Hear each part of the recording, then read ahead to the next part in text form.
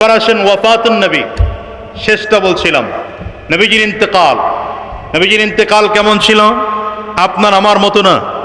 জিবরিল আমিন এসছেন নবীজির কাছে, এসে অফার দিয়েছেন পয়গম্বর, আল্লাহ তাআলা আপনার অপেক্ষায় আছেন, বললে যান কবজ করা হবে, বললে যান কবজ না করে চলে যাব।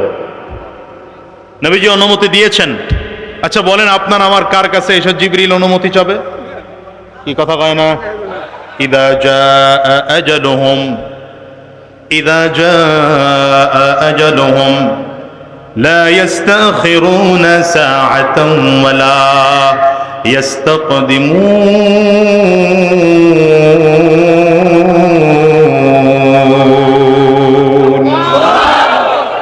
রব্বে করিম বলেন, দুনিয়ার মানুষ, আমি আল্লাহ তাআলা সবার জন্য মৃত্যুর সময়টা নির্ধারণ করে দিলাম। যেই সময়ে মৃত্যু নির্ধারণ করা হয়েছে এর এক মুহূর্ত আগেও হবে না, পরেও হবে না। ঠিক নির্ধারিত সময়ে আজরাইল আলাইহিস সালাতু ওয়াস সালাম এসে সামনে দাঁড়িয়ে যাবেন। আজরাইলের সামনে দাঁড়িয়ে বাহানা চলবে না, কোনো বাহানা চলবে না, বাহানা চলবে না।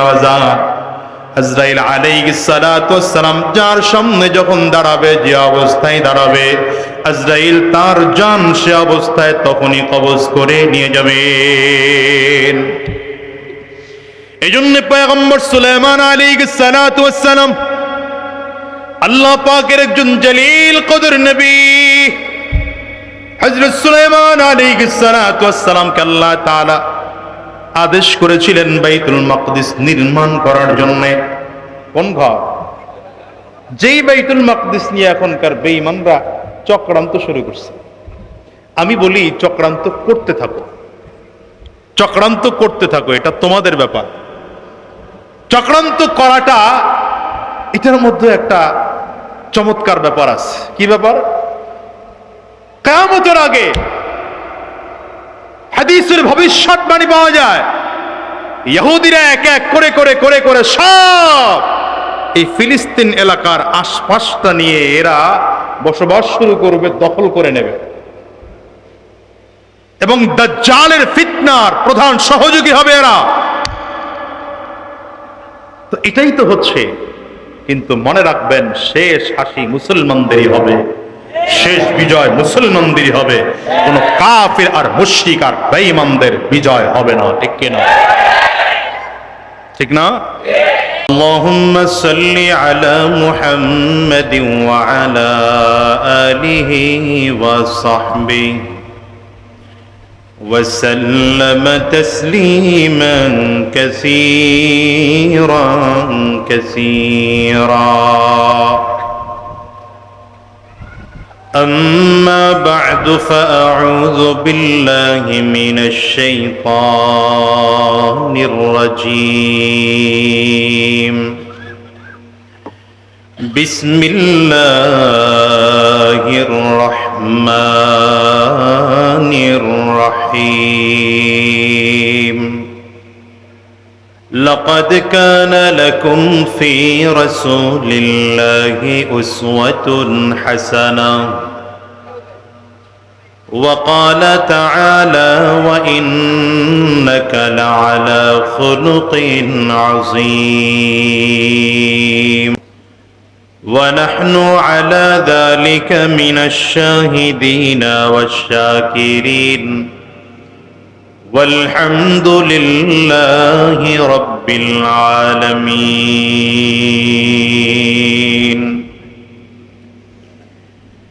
يا من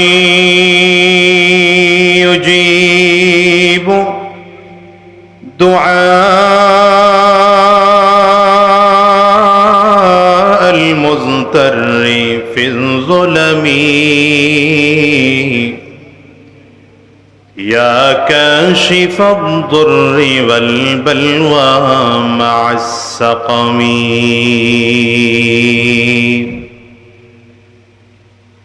قد نام وفدك حول البيت وانتبهوا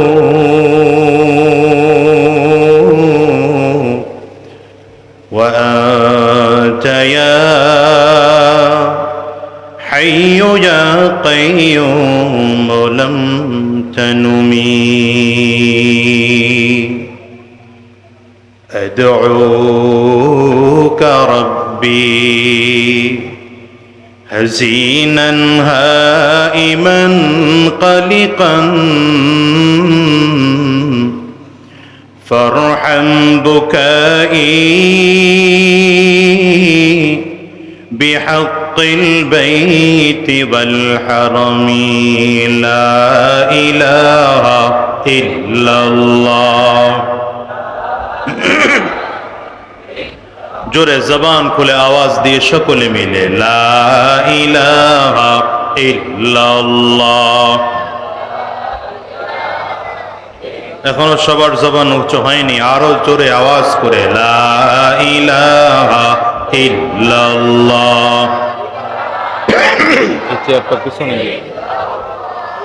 লা ইলাহা ইল্লাল্লাহ, লা ইলাহা ইল্লাল্লাহ, লা ইলাহা ইল্লাল্লাহ, লা ইলাহা ইল্লাল্লাহ।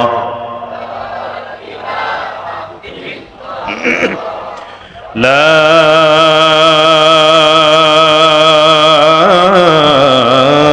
ইলাহা ইল্লাল্লাহ মুহাম্মাদুর রাসূলুল্লাহ। দারুল উলুম জামিয়া মজিদিয়া দারুল উলুম কওমি মাদ্রাসার উদ্যোগে আয়োজিত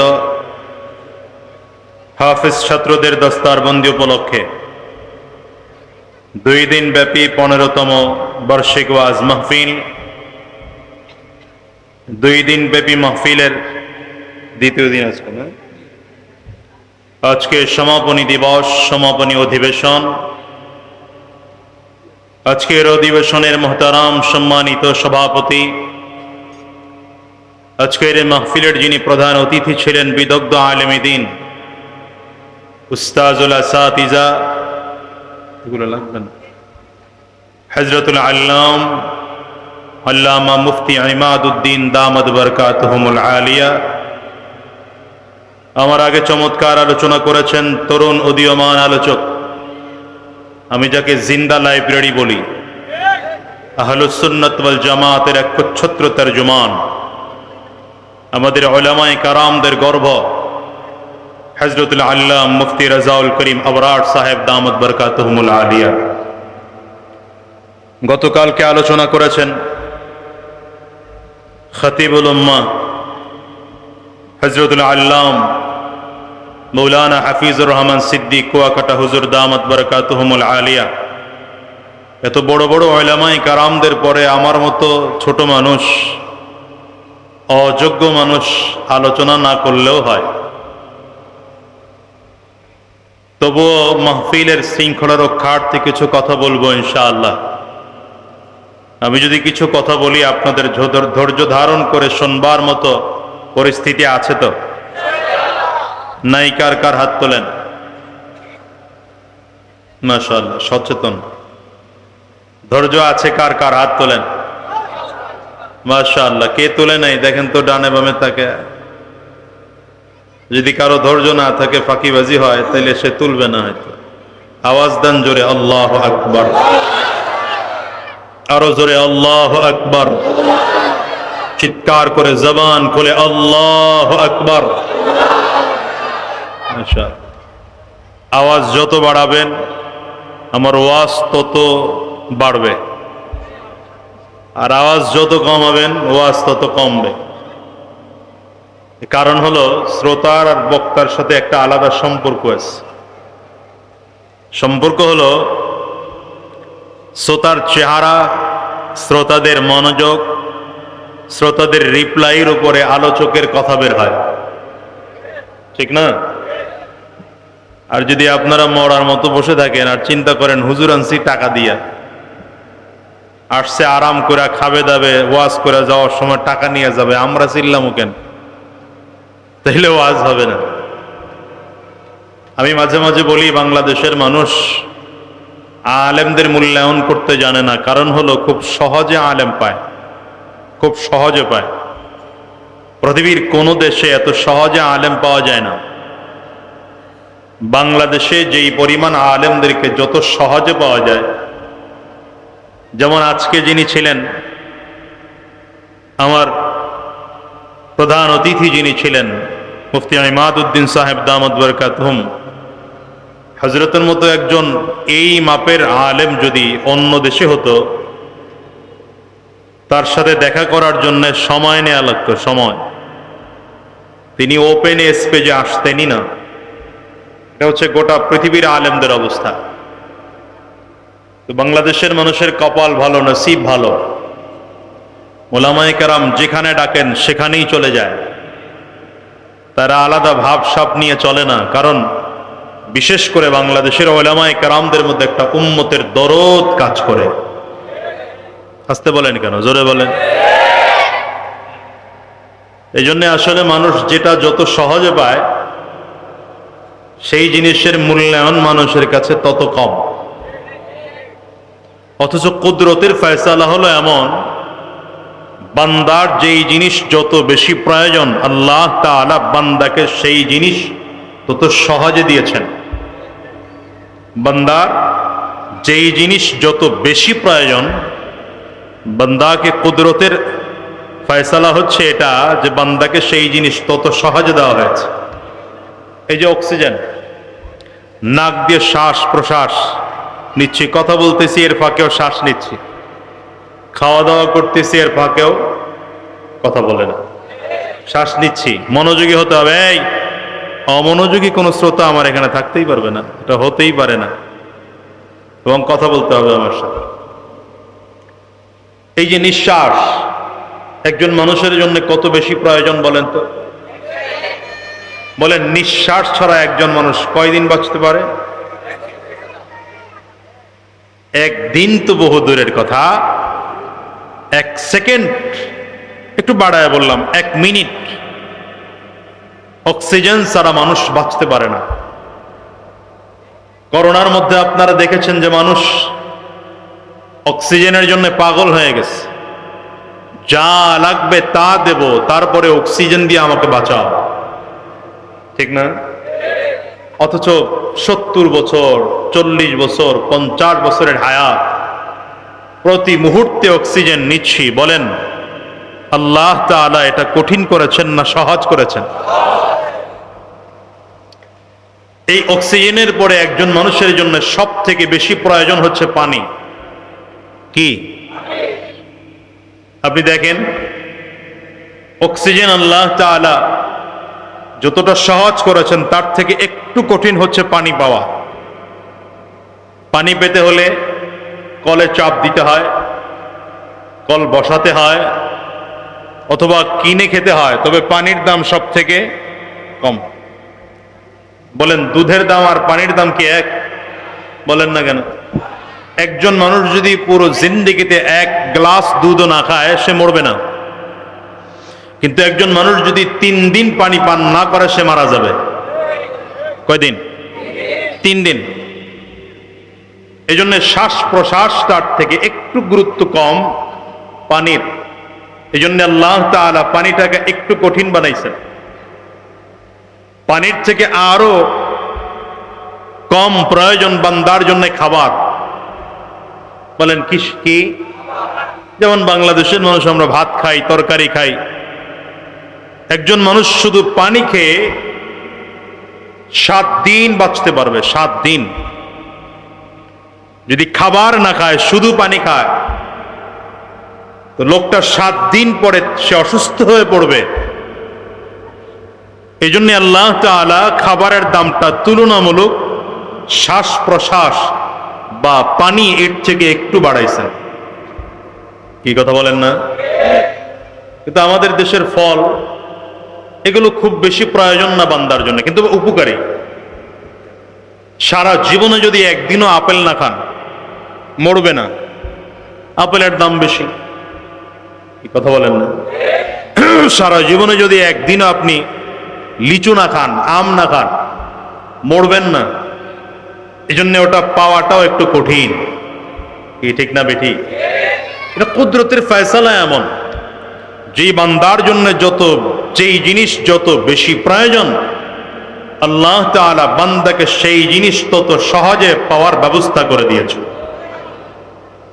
এখন এই দুনিয়ার মানুষকে ঈমান পাওয়ার জন্যে, ঈমানের রাস্তায় চলার জন্যে, ঈমান চিনার জন্যে, হিদায়াতের পথে চলার জন্যে, কোরআনের পথে চলার জন্যে, দ্বীনের পথে চলার জন্যে, জান্নাতের পথে চলার জন্যে সব থেকে বেশি প্রয়োজন উলামায়ে কেরাম।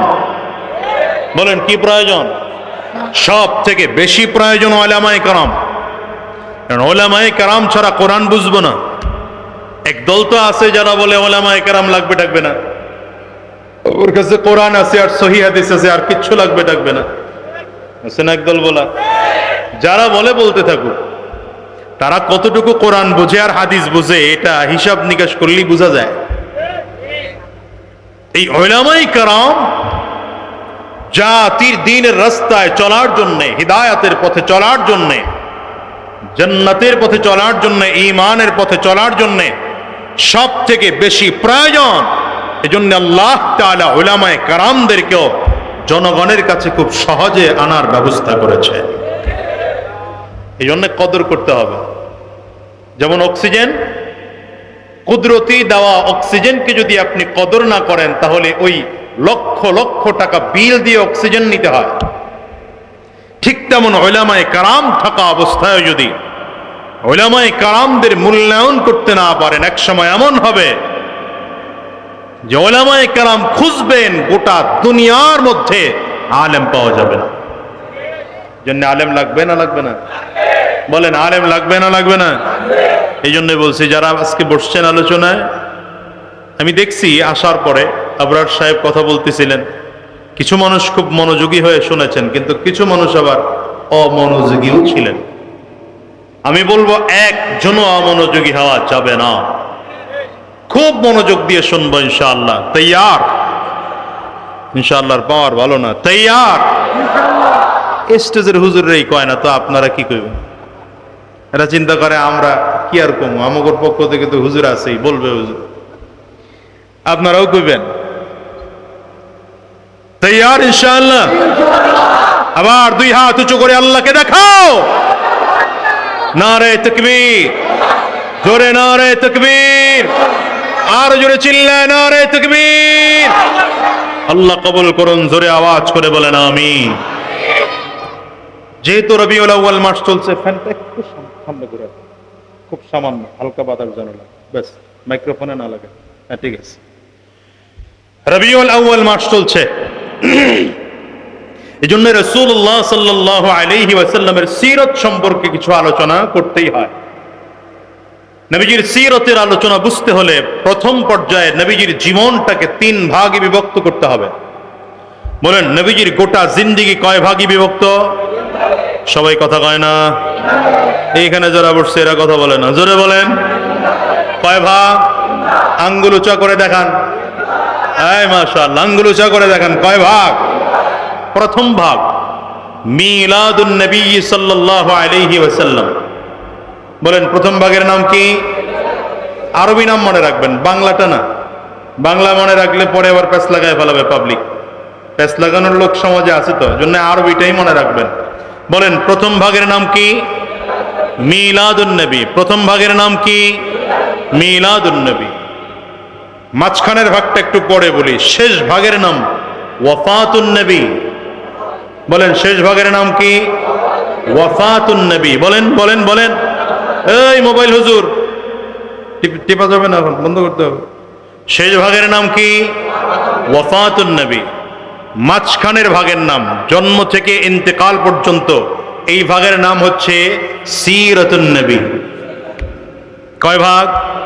প্রথম ভাগ বলে না, সবাই বলে না। দ্বিতীয় ভাগ সিরাতুন নবী। বলেন বলেন বলেন, আরে আওয়াজ করে জোরে বলেন। সিরাতুন নবী। তৃতীয় ভাগ ওয়াফাতুন নবী। আবার বলেন, আবার বলেন। মিলাদুন নবী মানে নবীজির জন্ম। মিলাদুন নবী মানে নবীজির জন্ম। দ্বিতীয় ভাগ সিরাতুন নবী। সিরাতুন নবী মানে নবীজির জীবন বৃত্তান্ত অথবা নবীজির জীবন আদর্শ। তৃতীয় ভাগ ওয়াফাতুন নবী, নবীজির ইন্তেকাল। নবীজির বুঝলেননি বিষয়টা? কয়টা বিষয়? এক নম্বর আবার ঈদ মিলাদুন নবী কি? মিলাদুন নবী। দ্বিতীয় ভাগ, তৃতীয় ভাগ। প্রথম ভাগের বাংলা নাম কি? নবীজির জন্ম। প্রথম ভাগের বাংলা নাম কি? মিলাদুন নবীর বাংলা নাম কি? জন্ম। সিরাতুন নবীর বাংলা নাম জীবন আদর্শ। সিরাতুন নবীর বাংলা নাম কি? নবীজির জীবন আদর্শ। ওয়াফাতুন নবীর বাংলা কি? নবীজির ইন্তেকাল। সহজ বিষয়টা বুঝলেন কিনা? এবার আসেন, নবীজির জন্ম, রাসূলুল্লাহ সাল্লাল্লাহু আলাইহি ওয়াসাল্লামের জন্ম কেমন হয়েছিল? আমাদের সবার থেকে আলাদা। আমাদের সবার থেকে আলাদা। কেমন আলাদা? আমিনা বলেন নবীজির মা রাসূলুল্লাহ সাল্লাল্লাহু আলাইহি ওয়াসাল্লাম আমিনার গর্ভে। আমিনা বলেন সাধারণত মায়ের গর্ভে সন্তান আসলে মায়ের কষ্ট হয়, কিন্তু আমার গর্ভে নবী মুহাম্মদুর রাসূলুল্লাহ আছেন, আমার কষ্ট অনুভূতি হয় নাই। আরো জোরে বলবেন না? প্রথম কথা।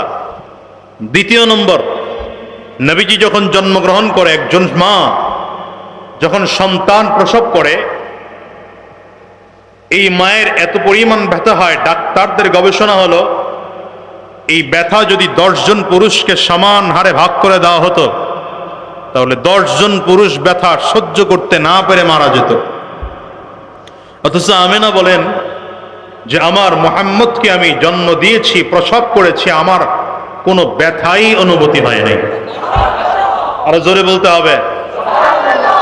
3 নম্বর, নবীজি যখন জন্মগ্রহণ করলেন, আমেনা বলেন মুহাম্মদের সিনা থেকে সাল্লাল্লাহু আলাইহি ওয়াসাল্লাম, নবীজির সিনা থেকে একটা আলো বের হয়েছে।